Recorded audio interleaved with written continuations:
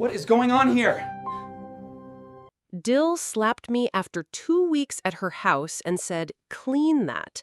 My revenge was epic. Everyone laughed while I held back my tears. When my military son walked through the door, they started screaming. I'm glad to have you here. Follow my story until the end and comment on the city you're watching from so I can see how far my story has reached. My name is Margaret, and at 64 years old, I never imagined I'd be scrubbing someone else's kitchen floor while biting back tears of humiliation. But here I was, on my hands and knees, in my daughter-in-law's parents' house, trying to make the linoleum shine, while Tessa stood over me like a prison guard. "You missed a spot right there," she said, pointing with her perfectly manicured finger to a corner I'd already cleaned twice. Her voice carried that sweet tone she used when other people were around, but her eyes held nothing but contempt. 2 weeks. That's how long I had been living in this house since I lost everything. 2 weeks since the medical bills from my late husband's cancer treatment finally caught up with me, forcing the bank to take our home of 37 years. 2 weeks of sleeping in a cramped guest room that smelled like mothballs and feeling like an unwelcome burden. My son, Daniel, had been deployed overseas when it all happened. By the time he returned and found out about my situation, I was already homeless. Tessa had graciously offered to let me stay with them at their parents' house until we could figure something out. What I didn't realize was that figuring something out meant turning me into their personal housekeeper. "Mrs. Margaret, could you clean the bathroom upstairs when you're done here?" Tessa's mother, Elaine, called from the living room, where she sat watching her soap operas. "The toilet needs a good scrubbing."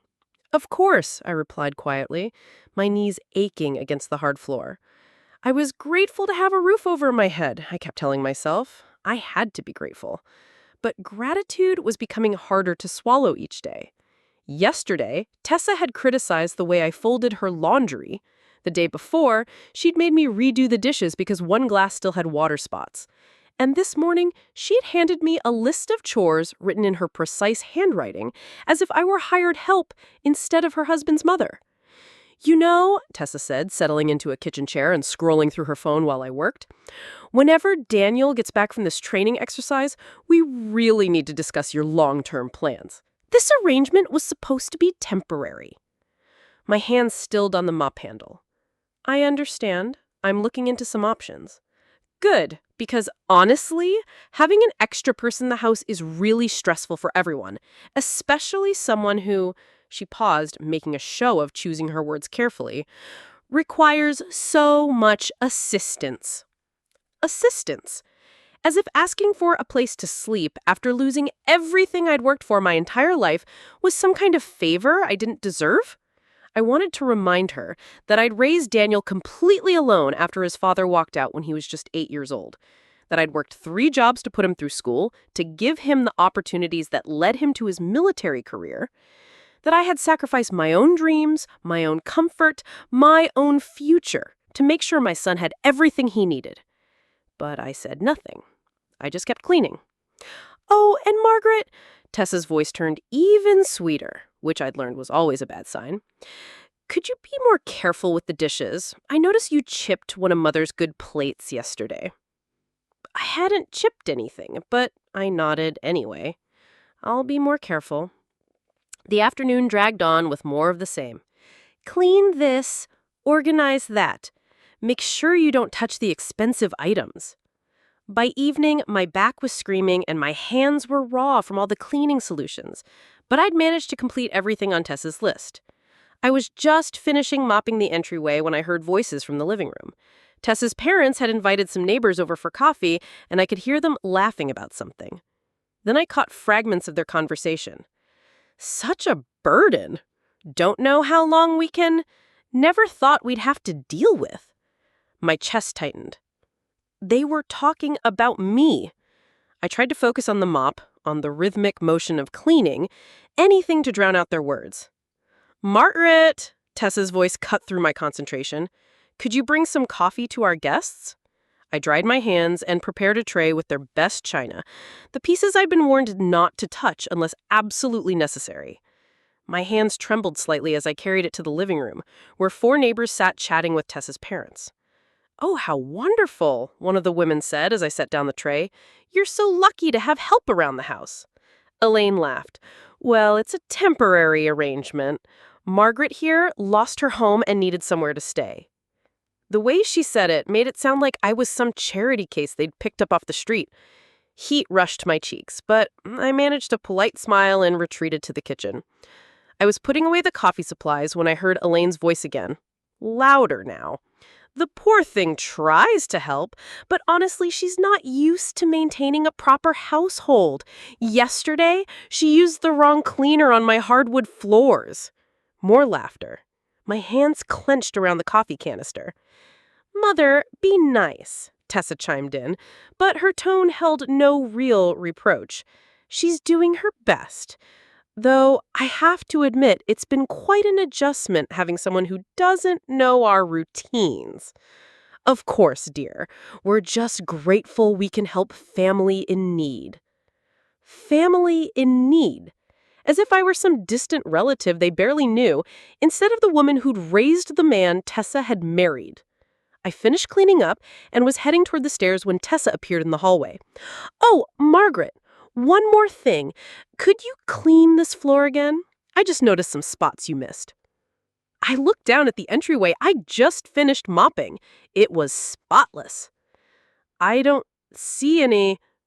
Right there, she pointed to an area that looked exactly like the rest of the floor. And there. And that corner looked streaky. Something in her tone made me look up. There was a glint in her eyes, a satisfied smirk playing at the corners of her mouth. She was enjoying this.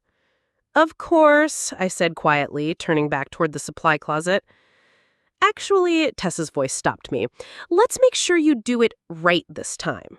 She followed me to the closet and watched as I pulled out the mop and bucket again.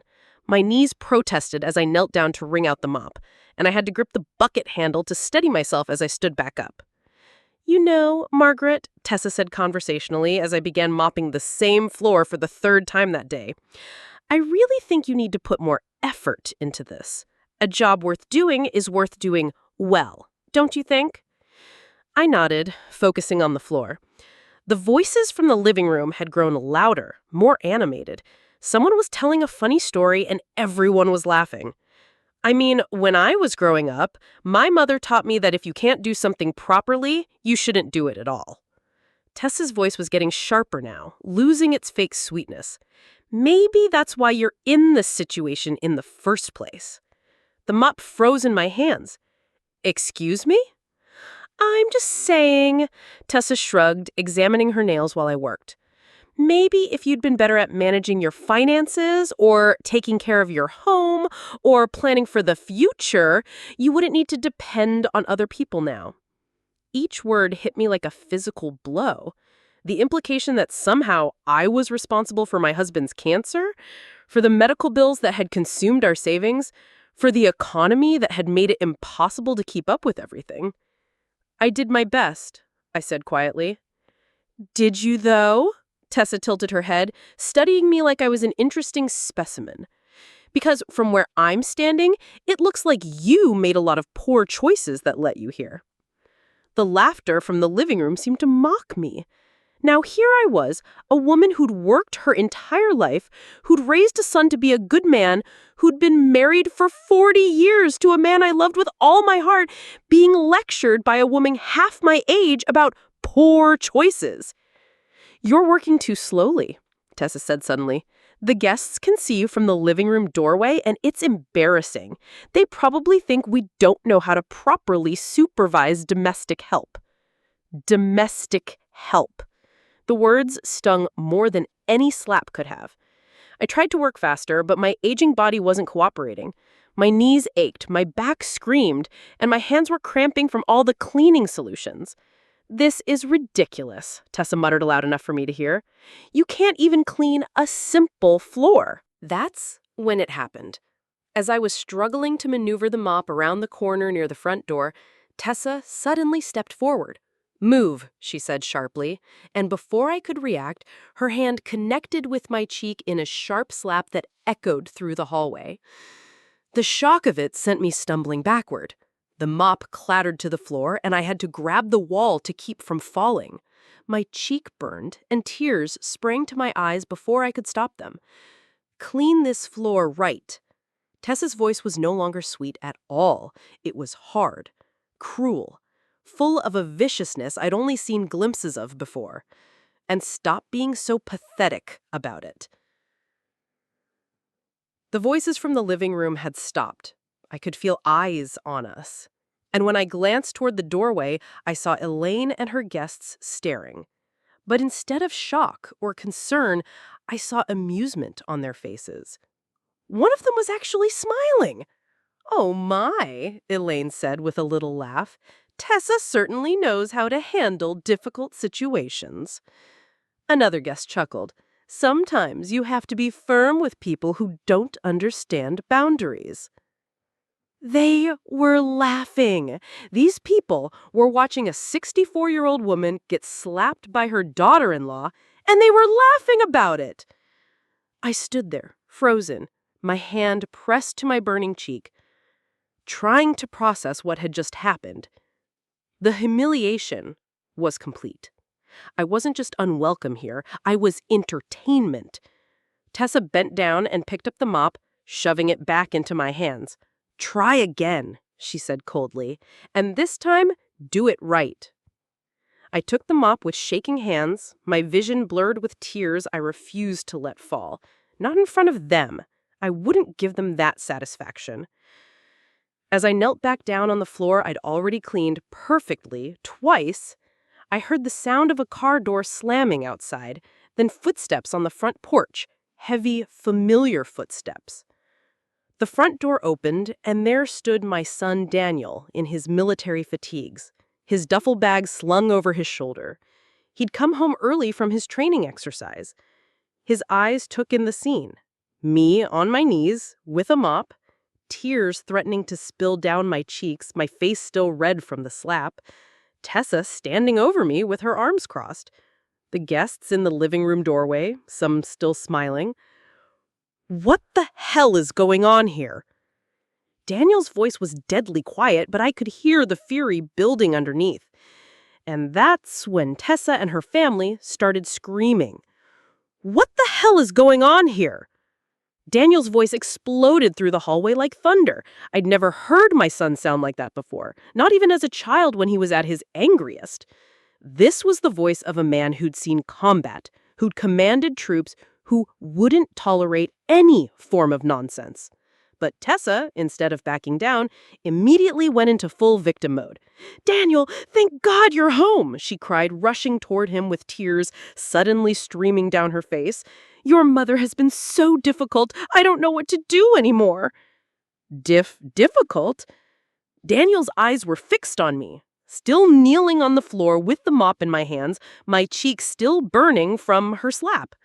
"What do you mean, difficult? She won't listen to anything I say. I try to help her, to give her simple tasks to make her feel useful, but she argues with everything. And just now she was being so disrespectful, I had to—" "You had to what?" Daniel's voice dropped to that dangerous quiet again. He stepped closer to me, and I saw his jaw clench as he noticed the red mark on my cheek. "Did you hit my mother?" "I barely touched her. She was being completely unreasonable, and You hit my mother." The explosion was so sudden and so loud that everyone in the room jumped. Elaine's coffee guests scrambled to gather their things, suddenly very interested in leaving. But Daniel wasn't done. "Mom, get up from there," he said to me, his voice gentler but still shaking with rage. "Right now." I struggled to my feet, my knees protesting after all the time I'd spent on that floor. Daniel immediately took my arm to steady me, and the gentleness of his touch, compared to the fury in his voice, made my throat tight with emotion. "Now," he said, turning back to Tessa, "explain to me why my mother was on her hands and knees scrubbing your floor like a servant." "She's not a servant," Elaine interjected from the living room doorway, clearly trying to salvage the situation. "She's family. She was just helping around the house while she stays here." Helping. Daniel looked around the pristine entryway, then back at his wife. This floor is spotless. Why was she cleaning it? Because she missed spots the first time, Tessa said, lifting her chin defiantly. I'm just trying to maintain standards in this house. Standards? Daniel repeated the word slowly, like he was tasting something bitter. And your standards include hitting a 64-year-old woman? I barely touched her. I can see the handprint on her face. That's when Tessa made her biggest mistake. Instead of apologizing, instead of showing any remorse at all, she crossed her arms and said, well, maybe if she'd do things right the first time, I wouldn't have to correct her. The silence that followed was deafening. Even Elaine's remaining guests seemed to sense that something terrible was about to happen. Correct her. Daniel's voice was so quiet now that everyone had to strain to hear it. You just said you needed to correct my mother? Daniel, honey, you don't understand how challenging this has been. No, you don't understand. He stepped closer to Tessa, and for the first time since I'd known her, I saw real fear in her eyes. This woman raised me completely alone after my father walked out on us when I was 8 years old. Do you know what she did to support us? Tessa didn't answer, but her face was starting to pale. She worked 3 jobs, Daniel continued, his voice getting stronger with each word. 3 jobs, Tessa. She cleaned office buildings at night, worked in a factory during the day, and took in laundry on weekends. All so I could have food on the table and clothes on my back. Daniel, please, I started to say, but he held up a hand. No, Mom, she needs to hear this. He turned back to Tessa. Do you know why she worked in that factory? Because it paid 50 cents more per hour than the other jobs she could get. Do you know what happened in that factory? I felt my chest tighten. I'd never told Daniel the full story about my accident. She lost 3 fingers in a machine accident when I was 15, Daniel said, his voice cracking slightly.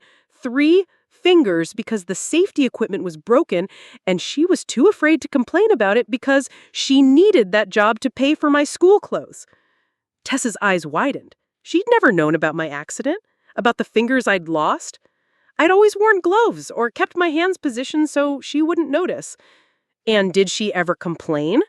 Daniel continued. Did she ever make me feel guilty about the sacrifices she was making? No. She told me the bandages were from a cooking accident and went back to work the next week.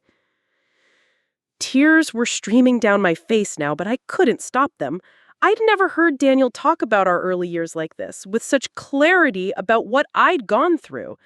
She put me through school, he continued. She saved every penny so I could go to college, so I could join the military as an officer instead of enlisted. She gave up dating, gave up any chance at her own happiness because she was focused on giving me the best life she could. I didn't know, Tessa started, but Daniel cut her off. You didn't know because you never bothered to ask. You never bothered to learn anything about the woman who made me the man you claimed to love. Elaine finally found her voice. Daniel, dear, I think you're overreacting. Tessa was just trying to... Trying to what? He wheeled around to face his mother-in-law. Trying to humiliate my mother? Trying to turn her into your personal cleaning lady? Trying to make her feel worthless? Now see here, young man, Elaine's husband finally spoke up. You can't come into our house. And your house. Daniel's laugh was harsh and bitter. This is where you've been keeping my mother for 2 weeks, making her sleep in your basement and treating her like hired help? The guest room isn't in the basement, Elaine protested weakly. Show me, Daniel said flatly. There was an uncomfortable silence. Then Elaine reluctantly led us down a narrow staircase to what was essentially a storage room with a cot shoved in the corner. The ceiling was so low that Daniel had to duck his head. There was no window, no proper ventilation, and the smell of mildew was overwhelming. You've been making my mother sleep down here? Daniel's voice was barely controlled. It's perfectly adequate, Elaine said defensively. She said she was grateful for any space we could provide. Daniel turned to look at me, and I saw something break in his expression. Mom, why didn't you tell me? You were away for training, I said quietly. I didn't want to bother you with... Bother me? He ran his hands through his hair. Mom, you're never a bother. You're my mother. You're the most important person in my life. Behind us, Tessa made a small sound of protest. That's right, Daniel said, turning to face her. More important than you, more important than anyone, this woman sacrificed everything for me, and you've been treating her like garbage. I was just trying to help her feel useful, Tessa said, but her voice was getting smaller. By making her scrub floors on her hands and knees, by slapping her in front of your parents' friends, by humiliating her? It wasn't like that. It was exactly like that, Daniel exploded again. I saw it. I walked in and saw my mother on her knees, crying with your handprint on her face, while a room full of people laughed at her. The truth of it hung in the air like a physical weight. No one could deny what he'd seen. And you know what the worst part is? Daniel continued, his voice dropping to that dangerous quiet again. She was grateful. Even after everything you've put her through, she was grateful for a roof over her head because that's who she is. That's who you married into, Tessa. A family where we take care of each other, where we respect each other, where we would rather die than see each other suffer. He paused, looking around at all of them. But that's not who you are, is it? Tessa's face crumpled. Daniel, please, I love you. I love our family. I was just stressed with having an extra person in the house. An extra person? Daniel stared at her in disbelief. That extra person is my mother. She's not some stranger we picked up off the street. She's the woman who made me who I am. I know that. No, you don't know that. No, if you knew that, really knew it, you never would have treated her this way. He turned to me then, his expression softening. Mom, get you things, we're leaving. Daniel, where will we go? I asked. I don't care if we have to sleep in my car, he said firmly. We're not staying here another minute. You can't just leave, Tessa cried. We're married. We're supposed to work through problems together. Daniel looked at her for a long moment. Some problems can't be worked through, Tessa. Some things are unforgivable. The weight of those words settled over the room like a burial shroud. And as I looked at my daughter-in-law's face, I realized that everything was about to change. But for the first time in 2 weeks, I wasn't afraid of what came next. The silence in that cramped basement room stretched on until I thought it might suffocate us all. Daniel stood there, his chest rising and falling with barely controlled rage, while Tessa looked like she was watching her entire world crumble around her. Daniel, please, she whispered, reaching for his arm. Can we just talk about this privately? He pulled away from her touch like she'd burned him. Privately? Like how you privately decided to abuse my mother for 2 weeks while I was gone? I wasn't abusing her. Then what would you call it? Making her sleep in a basement, forcing her to clean floors she'd already cleaned, slapping her in front of your parents' friends? Tessa's face flushed red. She wasn't doing things properly. Someone had to what? Teach her? Correct her? Daniel shook his head in disgust. My mother raised me by herself, worked multiple jobs, kept a household running for decades. You think she doesn't know how to clean a floor? That's when Elaine made another terrible mistake. Well, honestly, Daniel, people from different backgrounds sometimes have different standards of... Different backgrounds? Daniel turned on his mother-in-law with such fury that she actually took a step backward. What exactly are you implying about my mother's background? Elaine stammered, realizing too late that she'd stepped into dangerous territory. I just meant that perhaps she's not used to maintaining a home of this caliber? The word caliber hung in the air like a slap. I felt my cheeks burn with fresh humiliation, but Daniel's reaction was volcanic. Caliber, he repeated slowly, because we were poor, because my mother couldn't afford to live in a house like this? Now, Daniel, Elaine's husband tried to interject, let's all calm down. No, Daniel's voice cut through the basement like a blade. Let's not calm down. Let's talk about caliber. My mother's house might not have been as big as this one, but it was clean. It was warm. It was filled with love. Can you say the same about this place? He gestured around the basement room where they had been keeping me. You put a 64-year-old woman in a basement that smells like mildew and call it hospitality. You force her to clean floors she'd already cleaned, slap her in front of your parents' friends, and call it maintaining standards. And you think you're better than us because you have more money? Daniel, you're being unfair, Tessa said. But there was desperation creeping into her voice now. My parents opened their home to your mother when she had nowhere else to go. After lying to me about her situation for months, the accusation hit the room like a thunderbolt. I looked at Daniel in confusion. What do you mean lying? Daniel's jaw clenched. Mom, when did you lose the house? 3 months ago. But I told you not to worry, that I had somewhere to stay. With who? You told me you were staying with Mrs. Nichols from church. I felt my face flush. I was at first, but her daughter came to visit and needed the room.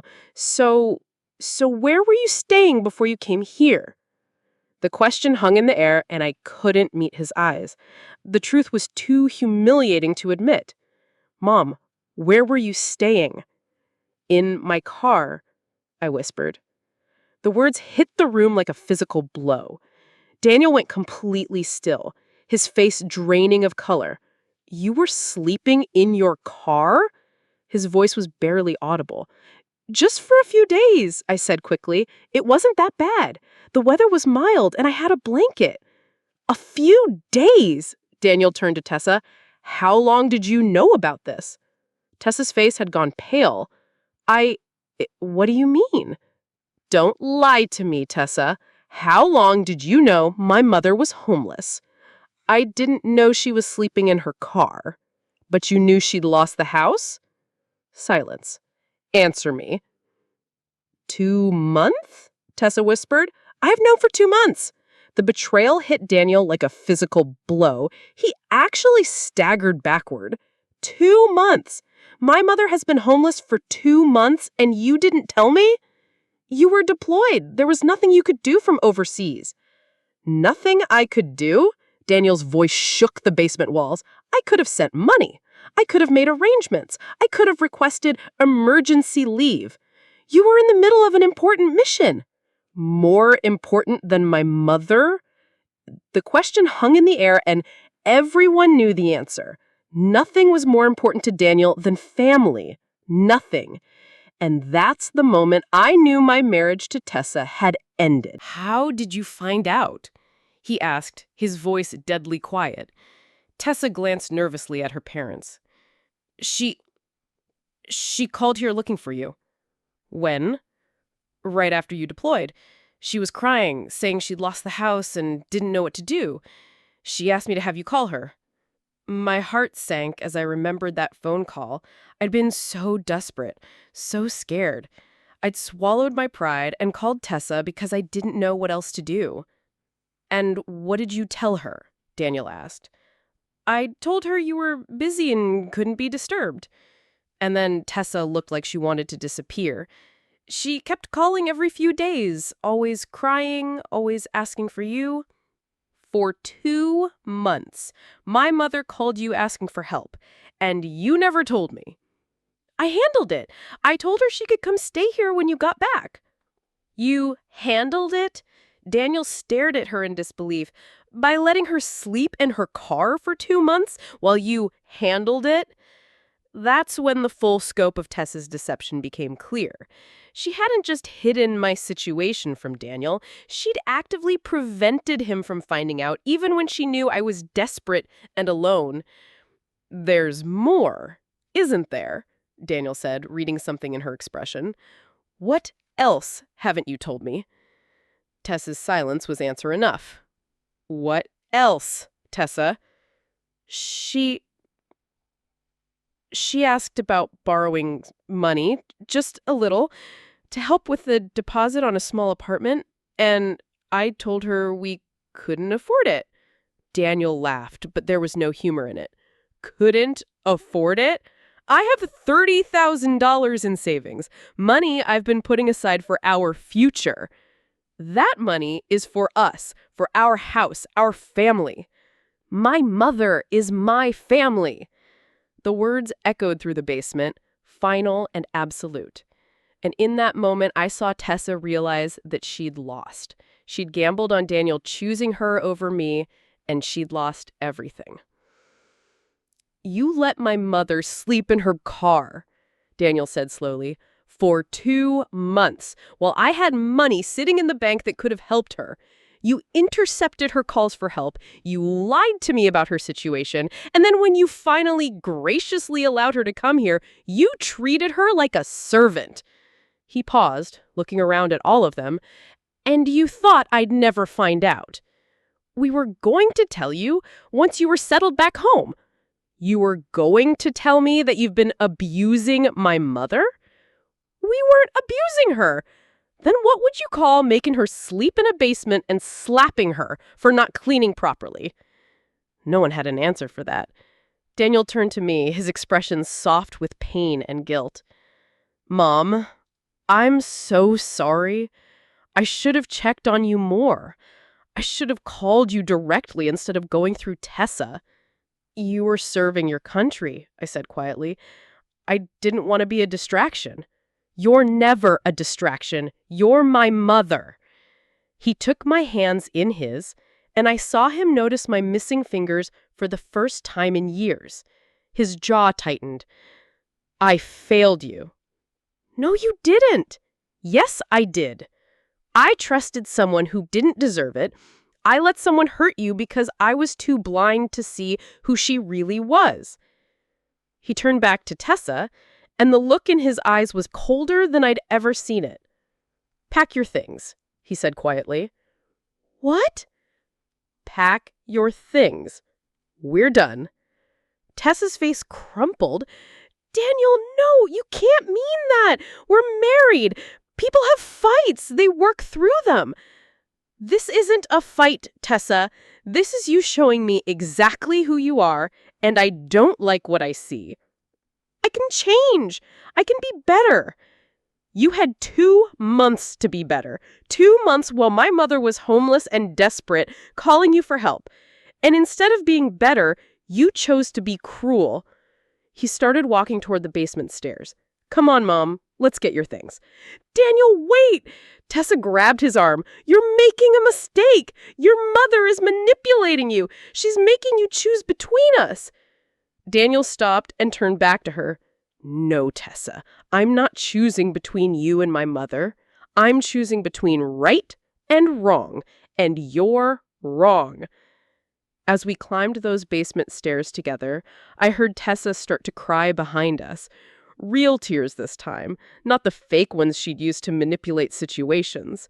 But it was too late for tears. Some things, once broken, can never be fixed. And my son's trust in his wife was one of them. The car ride to Daniel's apartment was quiet, except for the sound of Tessa's sobs echoing from the house we'd left behind. My son's hands gripped the steering wheel so tightly his knuckles were white, and I could see the muscle in his jaw twitching with barely contained emotion. "I should have known," he said finally, breaking the silence. "I should have seen what kind of person she was." "Daniel, you couldn't have known." "Yes, I could have." His voice was thick with guilt. "There were signs, Mom, little things. The way she talked about people who had less money than us. The way she treated waiters and store clerks. I told myself it was just her being particular about standards, but it wasn't. It was her showing me exactly who she was, and I chose not to see it." I wanted to comfort him, but I knew he needed to work through this pain in his own way. We drove through the familiar streets of town, and I found myself looking at everything with new eyes. These were places where I'd lived my entire adult life, where I'd raised my son, where I'd built a life with his father before everything fell apart. "I'm not going back to her," Daniel said suddenly. "Son, you don't have to make any permanent decisions right now. You're upset, and rightfully so, but..." "No, Mom. He pulled into the parking lot of his apartment complex and turned to look at me. This isn't something I'm going to get over or work through. What she did to you, the way she treated you, the lies she told, that's not something you come back from. I studied his face, seeing my own stubborn determination reflected there. Marriage is hard work, Daniel. People make mistakes. This wasn't a mistake. A mistake is forgetting to call you back or accidentally hurting your feelings. This was deliberate cruelty. She made a choice to let you suffer, and she made that choice every single day for 2 months. He was right, of course, but I'd spent so many years making excuses for other people's behavior, trying to see the good in everyone, that it was hard to accept that some people simply did not deserve the benefit of the doubt. What about your life together, your plans? Daniel was quiet for a moment. What life? What plans? I thought I was building something with someone who shared my values, who understood what family meant. But I was wrong. Tessa doesn't understand family. She doesn't understand loyalty or sacrifice or putting other people before herself. We sat in the car for a few more minutes, both of us lost in our own thoughts. Finally, Daniel got out and came around to help me with my single suitcase, the only possessions I had left in the world. His apartment was small but comfortable, decorated with the sparse functionality of a military man who'd spent years living out of barracks. There was a couch, a television, a small dining table, and not much else, but it felt warmer and more welcoming than that basement room had ever been. "You can take the bedroom," Daniel said, setting my suitcase down. "I'll sleep on the couch." "Absolutely not! I won't put you out of your own bed." "Mom, no arguments. I've been sleeping on a cot in a basement for 2 weeks. Your couch will feel like a luxury hotel." He smiled at that, the first real smile I'd seen from him since he'd walked into that house and found me on my knees. "Okay, but just temporarily. We'll figure something better." That night, as I lay on his couch listening to him move around in the bedroom, I found myself thinking about the future for the first time in months. Since losing the house, I'd been so focused on just surviving each day that I hadn't allowed myself to think about what came next. But now, surrounded by my son's quiet strength and unconditional love, I began to imagine possibilities again. The next morning, Daniel made coffee and toast, and we sat at his small table like we used to when he was young. And it was just the two of us against the world. "I've been thinking," he said, "about what we should do next." "We?" "Yes, we. You're not going through this alone anymore, Mom. I should never have let you go through it alone in the first place." I reached across the table and covered his hand with mine. "You were serving your country. You were doing exactly what you should have been doing." "Maybe, but that doesn't change the fact that you needed me and I wasn't here." Before I could respond, there was a knock at the door. Daniel's face darkened immediately. "Stay here," he said. But I followed him to the door anyway. Through the peephole, we could see Tessa standing in the hallway, still in the same clothes from yesterday, her makeup smeared and her hair disheveled. She'd clearly been crying all night. "Daniel, please," her voice came through the door. "I know you're in there. We need to talk." "There's nothing to talk about," Daniel called back. "Yes, there is. I love you. I made mistakes, but we can work through this." "No, we can't. Please, just let me explain. Let me apologize properly." Daniel looked at me, and I could see the conflict in his eyes. Part of him, the part that had loved this woman enough to marry her, wanted to give her a chance to make things right. But the part that had seen his mother humiliated and abused wasn't ready to forgive. "5 minutes," he said finally, unlocking the door. Tessa rushed in, her eyes immediately seeking mine. "Margaret, I'm so sorry. I know I was wrong. I know I hurt you, and I'm sorry." I nodded, but said nothing. Her apology felt hollow, like something she'd rehearsed rather than something she truly felt. "I was stressed," she continued, turning back to Daniel. "Having an extra person in the house, trying to make everything perfect for when you came home, I took it out on your mother, and that was wrong." "Stressed?" Daniel's voice was dangerously quiet. You were stressed, so you decided to abuse my mother? I didn't abuse her. You made her sleep in a basement. You forced her to do menial labor. You slapped her. What would you call it? Tessa's face crumbled. I was trying to help her feel useful. I thought if she had things to do, responsibilities, she wouldn't feel like such a burden. The word burden hit me like a physical blow, and I saw Daniel's face darkened even further. My mother is not a burden, he said slowly. That's not what I meant. That's exactly what you meant. That's how you saw her, as a burden, as something you had to deal with until I came home to handle it. Daniel, please. And the lies. The 2 months you let her sleep in her car while lying to me about her situation. How do you explain that? Tessa was crying again now. Real tears this time. I panicked. I didn't know what to do. You were deployed and I couldn't reach you, and I thought... You thought what? That you could handle my mother's homelessness by ignoring it? I was going to help her when you got back. I was going to... You were going to what? Keep treating her like a servant? Keep humiliating her? That's when I finally spoke up. Tessa, I said quietly, and both of them turned to look at me. Do you remember what you said to me yesterday, right before you slept me? She shook her head, but I could see in her eyes that she remembered perfectly. You said maybe if I'd been better at managing my finances or taking care of my home or planning for the future, I wouldn't need to depend on other people. I stood up slowly, feeling stronger than I had in months. Do you remember saying that? I was upset. I didn't mean... Yes, you did mean it. That's what you really think of me. That's what you've always thought of me, that I'm some kind of failure who brought my problems on myself. That's not true. It is true. And that's why this can't be fixed with apologies and promises to do better. I looked at Daniel, then back at Tessa. Some things can't be taken back. Some words can't be unspoken. But I love him, Tessa cried, reaching for Daniel. I love you. No, I said firmly, stepping between them.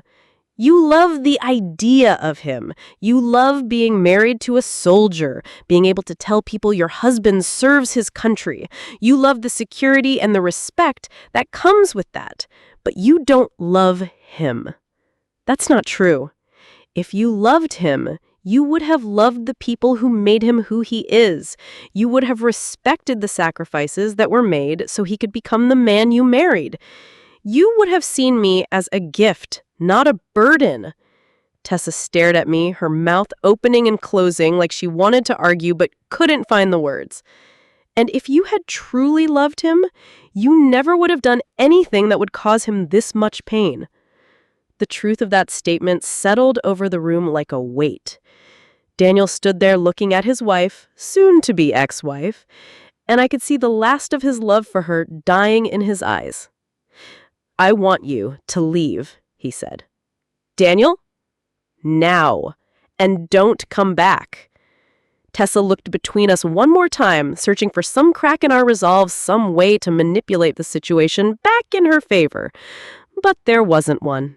The damage was done, and we all knew it. After she left, Daniel and I sat in silence for a long time. Are you okay? I finally asked. He thought about it for a moment. I think I will be. It hurts right now knowing that I married someone who could be so cruel, but I'd rather know the truth than live a lie. I'm sorry your marriage is ending because of me. It's not ending because of you, Mom. It's ending because of who she chose to be when she thought no one important was watching.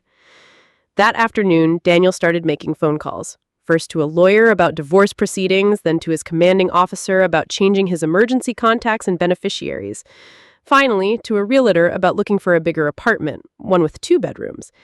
You don't have to do that, I told him. I can find my own place.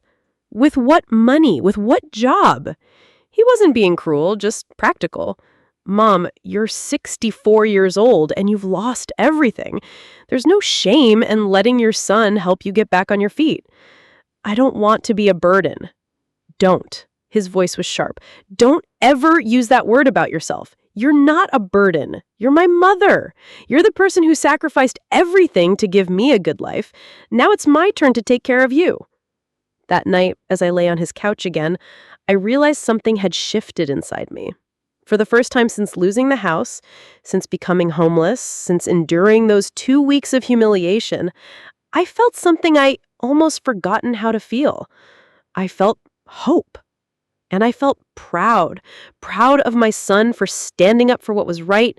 Proud of myself for finally speaking the truth instead of just accepting whatever scraps of dignity people were willing to throw my way. Tomorrow would bring new challenges, new decisions to make. But tonight I was safe. I was loved, and I was no longer alone. That was enough. More than enough. It was everything. 3 weeks after leaving Tessa's parents' house, Daniel and I had settled into a routine that felt surprisingly natural. He would leave for base early in the morning, and I would spend my days job hunting, apartment searching, and slowly rebuilding the confidence that had been systematically destroyed during those 2 weeks of humiliation. The divorce papers had been filed, and Tessa had been surprisingly quiet since that final confrontation in Daniel's apartment. I'd expected more drama, more attempts to win him back, but there had been nothing. It was as if she'd simply vanished from our lives. I heard through a friend that she moved back in with her parents, Daniel told me one evening as we sat eating dinner at his small table. Apparently, she's telling everyone that I chose my mother over her.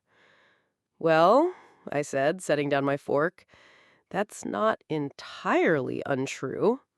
It's completely untrue, his voice was firm. I didn't choose you over her. I chose right over wrong. I chose treating people with dignity over treating them like garbage. She just happened to be on the wrong side of that choice. That same week, I got a call that changed everything.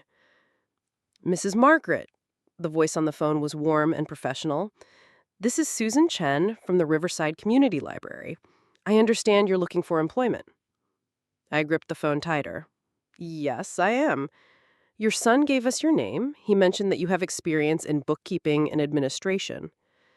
Daniel had been working his network, quietly reaching out to people he knew who might have opportunities for someone my age. The library was looking for someone to work part-time, managing their volunteer programs and helping with administrative duties. I'd love to come in for an interview, I said, trying to keep the excitement out of my voice. The interview was scheduled for the following Tuesday. I spent the weekend preparing, researching the library, thinking about how my decades of work experience might translate to this new opportunity. For the first time in months, I felt like I had something to look forward to.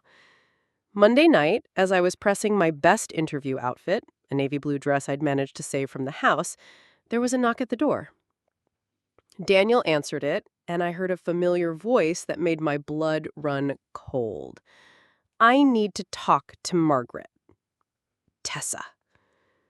I came out of the bedroom to find her standing in the doorway, looking smaller, somehow, than she had had 3 weeks ago. Her designer clothes were wrinkled, her usual perfect makeup was smeared, and there were dark circles under her eyes. What do you want? Daniel's voice was cold. Please, she said, looking directly at me. Just 5 minutes. I need to say something. Against my better judgment, I nodded. 5 minutes. She stepped inside, and I could smell alcohol on her breath. Not drunk, but definitely drinking. I've been thinking, she began, about what happened, about what you said. I waited, saying nothing. You were right, she continued, her voice barely above a whisper. About me not really loving Daniel. About me loving the idea of being married to him more than loving him. Daniel started to speak, but I held up a hand to stop him. I wanted the perfect military wife life, Tessa continued. The respect, the admiration, the security. I wanted to be able to tell people at parties that my husband was a hero, that we were this perfect American family. She paused, wiping her nose with the back of her hand. But I didn't want the reality of it. I didn't want to deal with deployments and worry and the kind of man who would put his mother before his wife. I thought if I could just manage the inconvenient parts, hide them or fix them, then I could have the perfect life I wanted. So you decided to manage me, I said quietly. Yes. The admission came out like a sob. I thought if I could just control the situation, make you smaller, less important, less noticeable, then everything would be perfect whenever Daniel came home. By humiliating me, by making me feel worthless. I told myself you were being dramatic, that you were fine, that you were just difficult. She looked up at me with tears streaming down her face. But you weren't difficult. You were grieving and scared and desperate, and I made it worse because it was inconvenient for me. The honesty of it was brutal. Part of me wanted to comfort her, to tell her it was okay that we all make mistakes. But the larger part of me, the part that had learned to value my own dignity, remained silent. I don't expect forgiveness. I don't deserve it. I just wanted you to know that I understand now what I did, what I am. She turned to Daniel then. And I wanted you to know that you're better off without me. Your mother raised a good man, a man with real values and real love. I would have destroyed that, eventually. With that, she turned and walked out, leaving us both staring after her. That was unexpected, Daniel said finally. Yes, it was. Does it change anything for you? I thought about it for a moment. It helps to know that she understands what she did, but no, it doesn't change anything. Some damage can't be undone, even with understanding.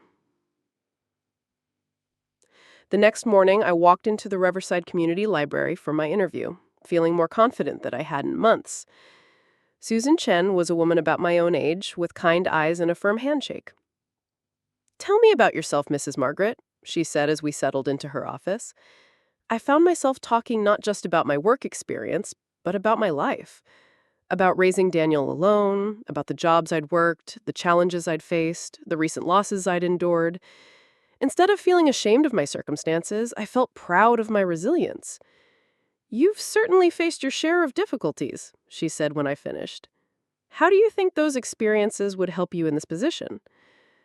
"I think," I said slowly, "that when you've had to rebuild your life from nothing, you understand how important places like this library are, how important it is for people to have somewhere they can go to better themselves, to find resources, to feel valued and respected regardless of their circumstances."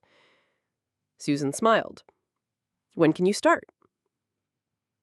I walked out of that library with a job, a purpose, and something I'd thought I'd lost forever: a sense of my own worth.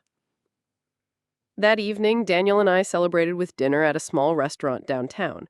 As we sat across from each other, I looked at my son, this good, strong man I'd raised, and felt a deep sense of pride. "You know," I said, "I think I owe Tessa a thank you." Daniel nearly choked on his water. "What?" "Because if she hadn't shown me exactly how far I'd fallen, how little I'd been valuing myself, I might never have found the strength to stand back up." "Mom, you've always been strong." "No, I haven't. I've been surviving, which isn't the same thing. For months after your father died, after I lost the house, I just accepted whatever scraps of dignity people were willing to give me. I was so grateful for any kindness that I forgot I deserved to be treated well." I paused, thinking about those 2 weeks in that basement room, about the humiliation I'd endured. But when I saw the look on your face that day, when you walked in and saw me on my knees with a handprint on my cheek, I remembered something I'd forgotten. "What's that?" "That I raised you to be better than that, to stand up for what's right, to protect people who can't protect themselves, to value character over convenience. And if I raised you to be that kind of man, then I must be that kind of woman. Daniel reached across the table and took my hand. You are, Mom. You always have been. 2 months later, I was settled into my new job and loving every minute of it. The library had become my sanctuary, a place where I was valued for my experience and treated with the respect I'd forgotten I deserved. I'd also found something unexpected: friendship. The other volunteers were a mix of retirees and younger people, all united by a love of books and learning. For the first time in years, I had a social circle that had nothing to do with my role as someone's mother or wife. One afternoon, as I was organizing a display of new acquisitions, a man approached the desk. "Excuse me," he said. "I'm looking for information about your volunteer literacy program." I looked up to see a distinguished gentleman about my age with silver hair and kind eyes behind wire-rimmed glasses. "I'm Leonard," he said, extending his hand. "I just retired from teaching high school English, and I'm hoping to stay busy." "I'm Margaret," I replied, shaking his hand, "and I think you'll find we have several programs that could use someone with your experience." As I walked him through the various volunteer opportunities, I found myself enjoying the conversation more than I had expected. Leonard was articulate and passionate about education, but also funny and self-deprecating in a way that put me at ease. "Would you like to grab coffee sometime?" he asked as our meeting concluded. "I'd love to hear more about your experiences here." I hesitated for just a moment, then smiled.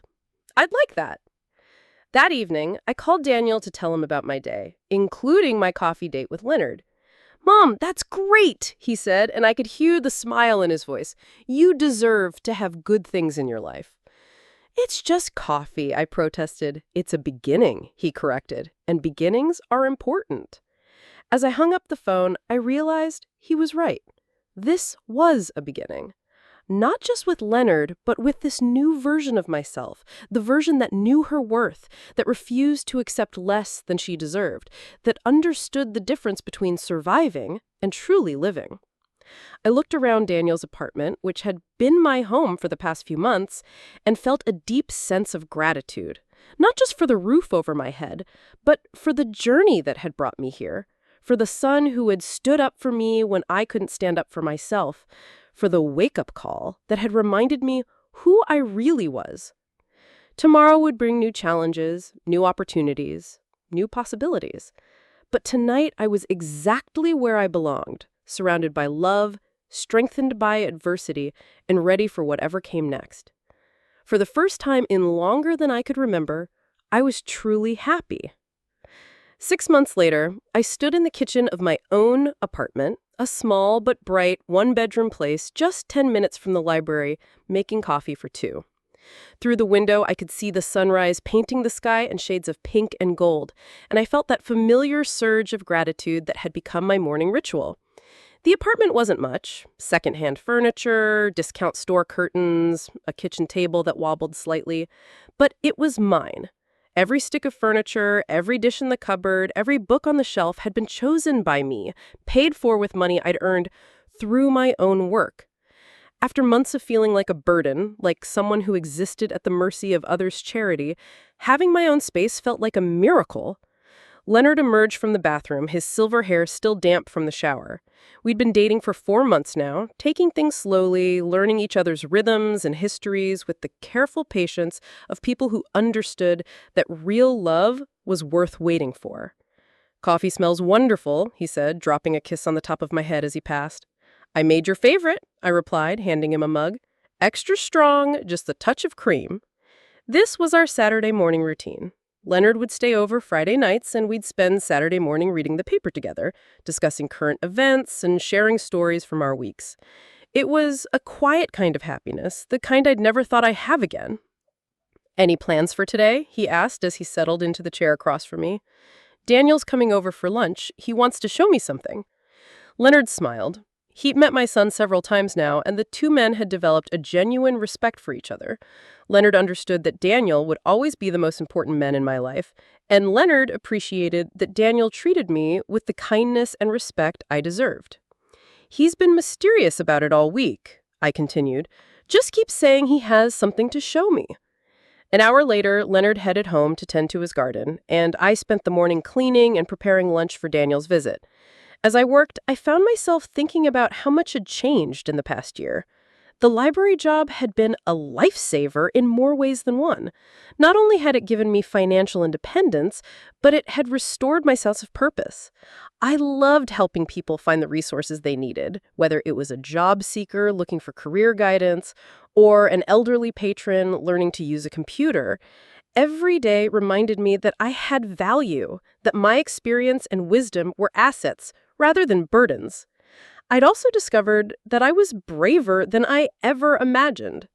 Last month, when a patron became verbally abusive toward one of the younger volunteers, I stepped in without hesitation, calmly but firmly escorting the man out and making it clear that disrespectful behavior wouldn't be tolerated. The old Margaret, the one who had accepted Tessa's abuse because she was grateful for a roof over her head, would never have done that. Daniel arrived at noon carrying a manila folder and wearing the kind of smile that meant he was up to something. "What's in the folder?" I asked, hugging him tight. "Patience, Mom. Lunch first, then surprises." Over grilled cheese sandwiches and tomato soup, his favorite meal since childhood, we caught up on his week. The divorce from Tessa had been finalized 3 months ago, and while I knew he was still healing from the betrayal, he seemed lighter these days, more like the young man I'd raised than the conflicted husband he'd become.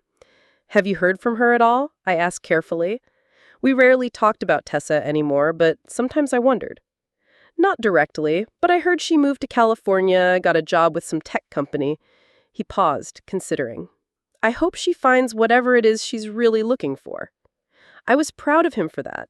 It would have been easy to hold on to anger, to wish bad things for someone who had caused so much pain. But Daniel had chosen to let go of the bitterness, to focus on building something better rather than dwelling on what had been destroyed. "Now," he said, finishing his sandwich, "are you ready for your surprise?" He opened the folder and pulled out what looked like real estate listings. My heart sank a little. I loved my apartment, loved my independence.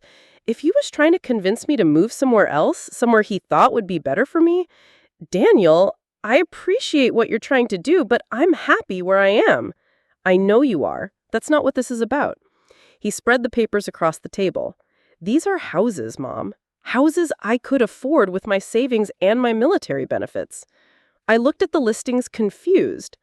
"I don't understand." "I want to buy a house. A real house with a yard and extra bedrooms and space for both of us again." He leant forward, his eyes bright with excitement. "I want us to live together again, Mom. Not because you need taken care of, but because I miss having you in my life every day." The words hit me like a warm wave. "Daniel, I know you're independent now. I know you can take care of yourself. But that doesn't mean we have to live separately. We're family. We're a team. We always have been." I studied the listings, seeing not just houses, but possibilities. A garden where I could grow vegetables like I used to. A kitchen big enough for Leonard to help me cook dinner. A guest room for when friends from the library came to visit. "What about your future?" I asked. "What about when you meet someone? When you want to start a family of your own?" "Then we'll figure it out when that happens. But right now, this is what I want. This is what would make me happy." I looked at my son, this good, generous man who had saved me in more ways than he would ever know, and felt my heart swell with love and pride. "Show me your favorites," I said. We spent the afternoon driving around looking at houses, discussing the pros and cons of each one. By evening, we'd found it.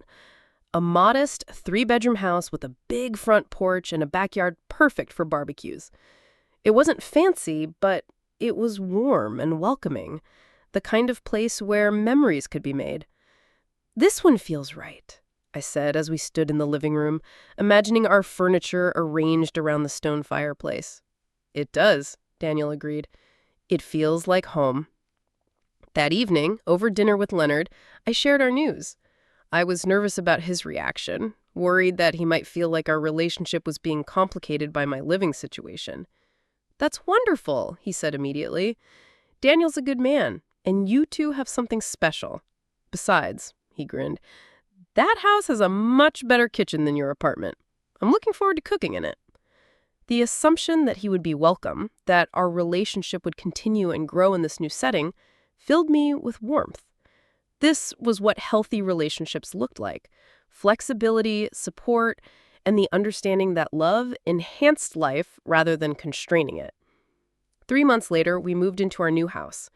Daniel took the master bedroom, I claimed the sunny room overlooking the garden, and we turned the third bedroom into a study where I could work on library projects and Daniel could handle his military paperwork. The home-swearing party was small, but perfect. Leonard brought wine and helped me set up the buffet. Susan from the library came with her husband, along with several of my volunteer friends. A few of Daniel's military buddies showed up with their families, and suddenly our quiet house was filled with laughter and conversation. As I stood on the back porch, watching Leonard show some of the kids how to identify different bird species in our yard, while Daniel grilled burgers and shared stories with his friends, I felt a deep sense of contentment. This was what I had been working toward my entire life without even realizing it. Not the perfect house or the perfect family, but this, a life built on authentic relationships, mutual respect, and genuine love. "You look happy," Susan said, joining me on the porch. "I am happy," I replied, and meant it completely. For the first time in a very long time, I'm exactly where I belong. Later that evening, after everyone had gone home and the dishes were washed, Daniel and I sat on the front porch swing watching the stars come out. "Do you ever regret it? The divorce, starting over, all of it?" He considered the question seriously. "I regret that I married someone who could be cruel to you. I regret that I wasn't there when you needed me most. But I don't regret leaving her, and I don't regret this." He gestured toward the house, toward our new life. "This feels right in a way that my marriage never did." "What about when you meet someone new?" "Then I'll meet someone who understands that you're part of the package, someone who sees having you in our lives as a blessing, not a burden." He paused. "Someone like Leonard sees you." The comment made me smile. Leonard and I had been talking about moving in together, taking the next step in our relationship. The prospect excited rather than frightened me, which seemed like a good sign. "You know what the best part is?" Daniel continued. "Watching you become yourself again. The real you, not the version you thought you had to be to deserve love." His words reminded me of that terrible day when Tessa had slapped me, when I'd been on my knees scrubbing a floor that was already clean, accepting humiliation because I'd forgotten I deserved better. I almost lost myself completely if you hadn't come home when you did. But you did come home, and you found your strength again. That's what matters. We sat in comfortable silence for a while, listening to the night sounds of our neighborhood. Somewhere in the distance, a dog barked. A car drove by with music playing softly. The ordinary sounds of ordinary people living ordinary lives. It struck me that this was happiness really looked like. Not grand gestures or dramatic moments, but quiet evenings on front porches with people who loved you. Kitchen tables where you felt safe to be yourself. Work that gave you purpose. Relationships built on respect rather than need. "I love you, son," I said quietly. "I love you too, Mom. Always." 6 months later, Leonard and I were married in a small ceremony in our backyard. Daniel walked me down the makeshift aisle, and Susan from the library served as my maid of honor. It wasn't the wedding of a young woman's dreams, but it was perfect for who I was now, a woman who had learned the difference between love and need, between partnership and dependence. As Leonard and I exchanged vows under the oak tree in our backyard, surrounded by the people who had become our chosen family, I thought about the journey that had brought me here. The loss, the humiliation, the dark period when I'd forgotten my own worth, but also the awakening, the rediscovery of my strength, the slow rebuilding of a life based on dignity rather than desperation. "I promise," I said, looking into Leonard's kind eyes, "to love you not because I need you, but because I choose you. Every day I choose you. And I promise, he replied, to love the strong, independent woman you are, not some version of you that needs fixing or saving. That evening, as we cleaned up from the reception, I found myself alone in the kitchen for a moment. Through the window, I could see Daniel and Leonard setting up a fire in the backyard fire pit, laughing about something. The sight filled me with a contentment so complete it almost took my breath away. I thought about Tessa sometimes, wondered if she'd found whatever it was she was searching for. I hoped she had learned, as I had, that real happiness couldn't be built on other people's diminishment, that love wasn't about control or manipulation, but about seeing and celebrating the best in each other. But mostly, I thought about gratitude. Gratitude for the son who had stood up for me when I couldn't stand up for myself, for the second chance at love that I never expected, for the work that gave my days meaning, for the community that had embraced me exactly as I was. I'd lost a house, but I'd found a home. I'd lost a sense of security, but I'd gained something more valuable, the knowledge that I could survive anything, could rebuild from nothing, could create a life worth living no matter what circumstances tried to define me. At 65 years old, I was finally exactly who I was meant to be. And that, I realized, was worth everything I had to endure to get here. The future stretched ahead of us, full of possibilities I couldn't yet imagine. But whatever came next, I would face it with dignity, with love, and with the unshakable knowledge that I deserved all the happiness I could create. And that was enough. More than enough. It was everything. Now, I'm curious about you who listened to my story. What would you do if you were in my place? Have you ever been through something similar? Comment below. And meanwhile, I'm leaving on the final screen 2 other stories that are channel favorites, and they will definitely surprise you. Thank you for watching until here.